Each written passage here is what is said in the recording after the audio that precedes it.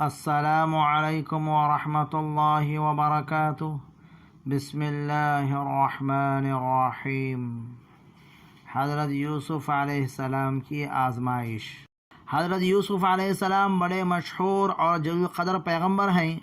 وہ حضرت یعقوب علیہ السلام کے بیٹے، حضرت اسحاق علیہ السلام کے پوتے اور حضرت ابراہیم علیہ السلام کے پڑپوتے ہیں۔ اللہ تعالیٰ نے ان کی شان میں ایک مکمل سورہ یوسف کے نام سے نازل فرمائی ہے، جس میں ان کی زندگی کے حالات واقعات عجیب انداز سے بیان فرمائے ہیں۔ قرآن کریم میں 27 مرتبہ ان کا تذکرہ آیا ہے۔ ان کی پیدائش حضرت ابراہیم علیہ السلام کے تقریباً 250 سال بعد عراق کے شہر فدان ارم میں ہوئی۔ بچپن ہی میں وہ اپنے والد کے ساتھ فلسطین آ گئے تھے۔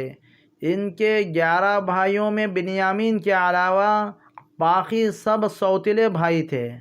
حضرت یعقوب علیہ السلام ان سے بے حد محبت کرتے تھے، کسی وقت بھی ان کی جدائی گوارا نہ تھی، کیونکہ شروع ہی سے ان کی فطری صلاحیت دوسرے بھائیوں کے مقابلے میں بالکل ممتاز اور روشن کی طرح ظاہر تھی۔ حضرت یعقوب علیہ السلام ہونہار فرزند کی پیشانی پر چمکتا ہوا نور نبوت پہچانتے تھے اور وحی الہی کے ذریعے اس کی اطلاع بھی پا چکے تھے۔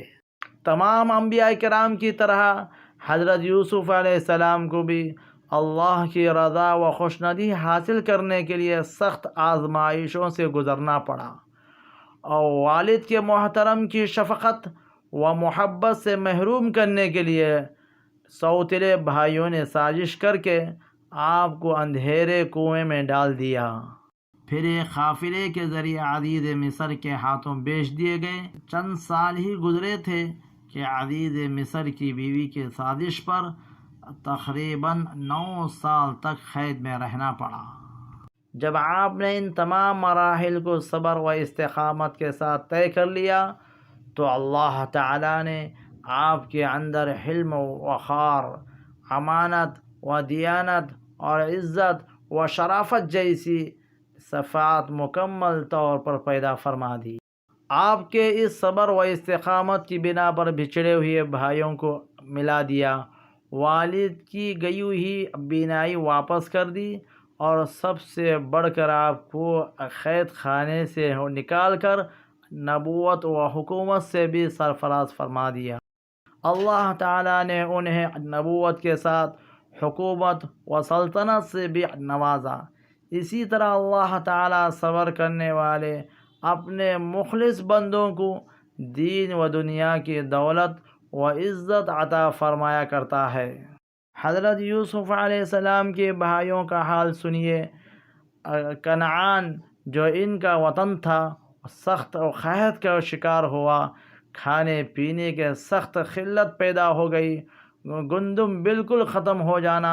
انہیں اطلاع ملی کہ مصر میں گندم بہت بڑی مقدار میں موجود ہے اور وہاں سے مل سکتی ہے۔ وہ مصر روانہ ہو گئے تاکہ اپنے اہل و عیال کے لیے گندم خرید لائیں۔ اب چونکہ عزیز مصر خود حضرت یوسف علیہ السلام تھے اور ہر اس شخص کو گندم وغیرہ خریدنا چاہتا تھا، یوسف علیہ السلام کے دربار میں حاضر ہونا پڑتا تھا۔ حضرت یوسف علیہ السلام کے بھائی اس چیز سے بالکل بے خبر تھے۔ جب یوسف علیہ السلام کے دربار میں آئے تھے تو یوسف علیہ السلام نے فوراً پہچان لیا، مگر انہیں بالکل پتہ نہ چلا کہ کس کے دربار میں آ گئے ہیں۔ حضرت یوسف علیہ السلام اپنے پیارے والد کی محبت کی وجہ سے آنکھوں سے آنسو بہنے لگے، اور یوسف علیہ السلام نے ضبط کیا اور بھائیوں سے مخاطب ہوئے۔ بھائیوں نے کہا کہ یعقوب علیہ السلام کے بیٹے ہیں، ہمارے علاقے کنعان میں سخت قحط پڑا ہوا ہے، اپنے خاندان کے لیے گندم حاصل کرنے یہاں تک آئے ہیں۔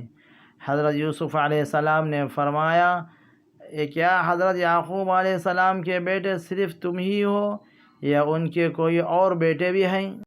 وہ بولے، ہماری دوسری والدہ سے 2 اور بیٹے بھی ہیں، ان میں سے ایک کو بھیڑیا کھا گیا تھا اور دوسرا ہمارے والد کے پاس ہے۔ حضرت یوسف علیہ السلام نے فرمایا خوب، اس مرتبہ تو آپ کو گندم دیتے ہیں، اور آئندہ جب آپ آئیں تو آپ اپنے بھائی کو بھی ساتھ لائیں۔ ہاں یاد رکھیں کہ اگر اسے نہیں لائیں گے تو گندم نہیں ملے گی۔